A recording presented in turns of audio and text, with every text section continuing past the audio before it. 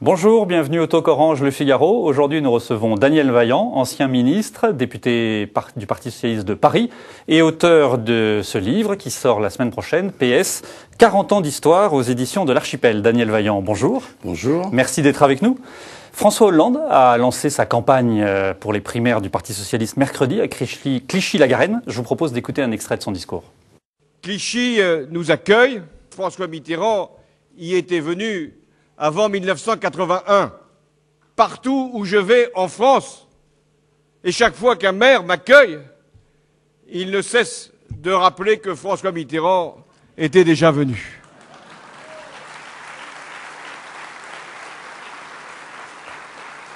Alors, après cette évocation de ce qu'a été la plus belle des victoires, celle du 10 mai, je vous demande de regarder devant et de faire que 2012 soit une date dont on se souvienne comme 1981. Alors François Hollande a-t-il raison de se comparer à François Mitterrand, de prendre cette référence? Je ne sais pas s'il se compare à François Mitterrand. En tout cas, s'il souhaite la victoire en 2012, je suis d'accord avec lui. Oui, parce que François Mitterrand est le seul dirigeant du PS à avoir gagné une élection présidentielle sous la Ve République. C'est vrai. Et l'avoir regagné en 1988 face à Jacques Chirac. Ceci étant, la troisième fois que nous avons gagné une élection nationale, c'était en 1997, dans le cadre d'élections législatives, après la dissolution calamiteuse de Jacques Chirac. Voilà, donc moi je connais bien François Hollande, c'est un ami, et je n'oublie pas qu'il a été premier secrétaire du Parti Socialiste pendant 11 ans, qu'il a essayé de le rassembler, bon, avec des succès, des échecs, le référendum de 2005, mais aussi une vraie connaissance du parti. Il a raison de dire que partout où il va, il a vu des gens qui lui disaient « on a déjà eu François Mitterrand ». François Mitterrand a fait le job de premier secrétaire, comme Lionel Jospin l'a fait après. C'est vrai que c'est une très bonne école de formation. C'est un job essentiel d'aller sur le terrain, d'aller à la rencontre des militants. Être premier secrétaire du parti est un élément essentiel. C'est difficile. On a connu, y compris je le dis dans ce livre, on a connu des périodes, la valse des premiers secrétaires, parce qu'ils étaient là pendant un an. On a connu Henri Manueli, on a connu Michel Rocard, on a connu Laurent Fabius. Bon, Pierre Mauroy a été un peu plus longtemps. On a connu Lionel Jospin dans une longue durée, François Hollande dans une longue durée, maintenant Martine Aubry depuis déjà 3 ans.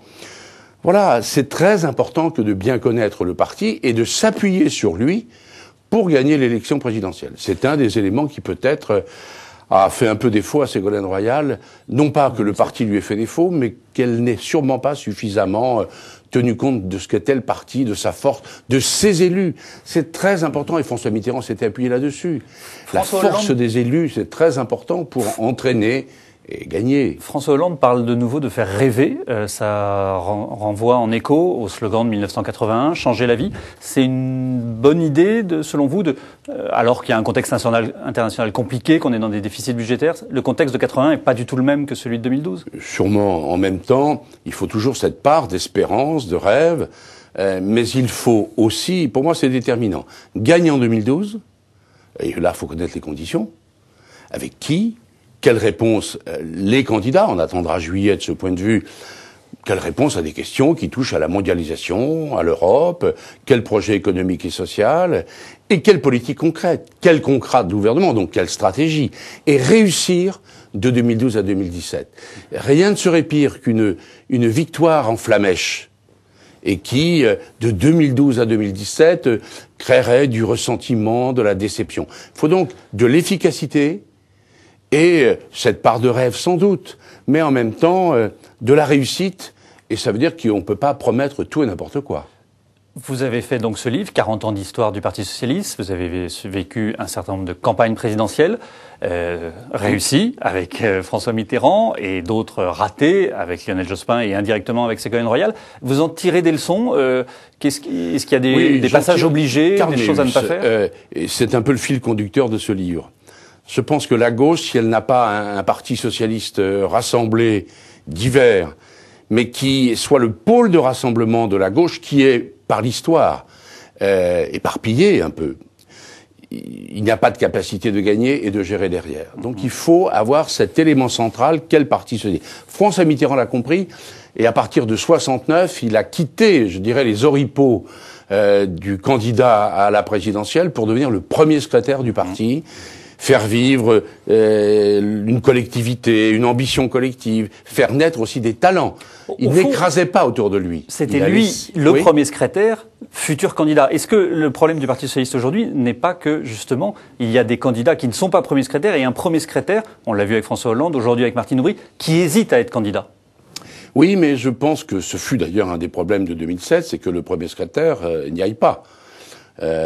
C'était, je le décris dans le livre. François Mitterrand a construit quelque chose. Il a compris que pour la gauche, l'élection présidentielle pouvait être gagnée, mais pas sans un parti fort capable de rassembler la gauche. Et il a mis 10 ans. Parce que je vous rappelle qu'il a aussi été candidat en 74, candidat unique de la gauche, qui n'a pas pu gagner. Et donc, à partir de là, il y a eu la formidable réélection de François Mitterrand en 88, mais qui était sur un fond de réélection, et c'est plus Jacques Chirac qui a été battu que François Mitterrand qui a été réélu à 54%. Puis il y a eu 95, qui paradoxalement était une élection non gagnée, mais réussie. Lionel Jospin, qui du diable Vauvert, comme aurait dit Léon Zitrone, est en pole position à l'issue du premier tour. Oui. Mais qui n'avait pas les capacités de gagner au second, bien sûr. Au second, il fait 47%. Oui. Qui est le même score que Ségolène Royal en 2007. Oui, mais pourquoi dans un cas vous dites c'est réussi et dans l'autre c'est raté? D'abord parce que en 95, Lionel Jospin sortait des 2 ans de 93 où ça avait été l'échec terrible, une forme de débâcle. On était 57 députés à l'Assemblée nationale. Et personne n'imaginait que Jospin sortirait en tête, en pole position, à l'issue du premier tour de 1995. En 2002, n'en parlons pas, puisque ça a été l'échec, le coup de tabac, le premier tour, le 21 avril, mais nous y reviendrons peut-être. 2007, il y avait eu les élections gagnées de 2004 aux européennes, aux cantonales et aux régionales. Et donc, on ne partait pas du même, je dirais, échec de 93. Donc, légitimement, à mon avis, 2007 était gagnable. Encore fallait-il peut-être s'y prendre différemment. Vous dites, François Mitterrand avait le parti derrière lui, était premier secrétaire, il a été candidat. Il y a une logique à ce que le premier secrétaire soit candidat. Il faut que Martine Aubry, du coup, soit candidate? Non, moi je ne dis pas ça. D'abord, elle prendra sa décision. Je ne sais pas dans quelles conditions. On me parle de discussions préalables qui ont eu lieu au moment du congrès de Reims avec Dominique Strauss-Kahn. Je n'en sais rien. Le pacte de Marrakech. Voilà vous déplorez l'idée d'un pacte qui puisse se faire comme ça? Je ne déplore rien, j'attends de voir. Pour être très clair, je pense qu'il faut on soutienne des candidats qui seront candidats. Moi, je n'ai plus vocation à bientôt 62 ans, après mon parcours, mes responsabilités, je n'ai pas vocation à soutenir des candidats qui finalement ne le seraient pas.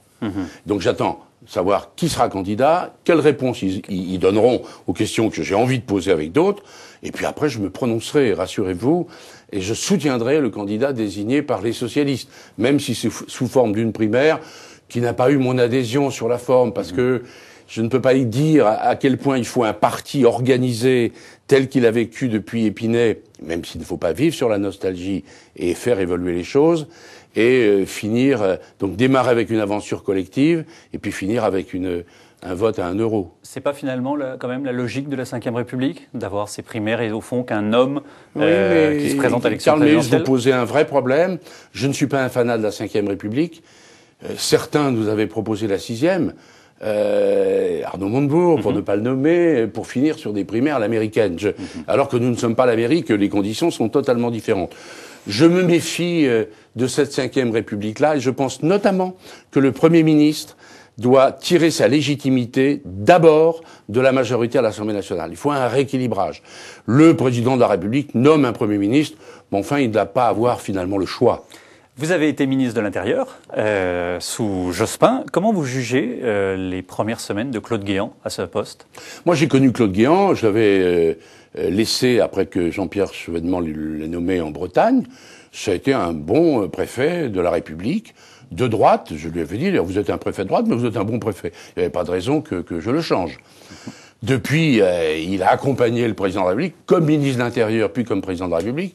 Je ne sais pas si c'est lui qui inspirait le président ou le président qui l'instrumentalisait. Toujours est-il qu'il n'est plus préfet.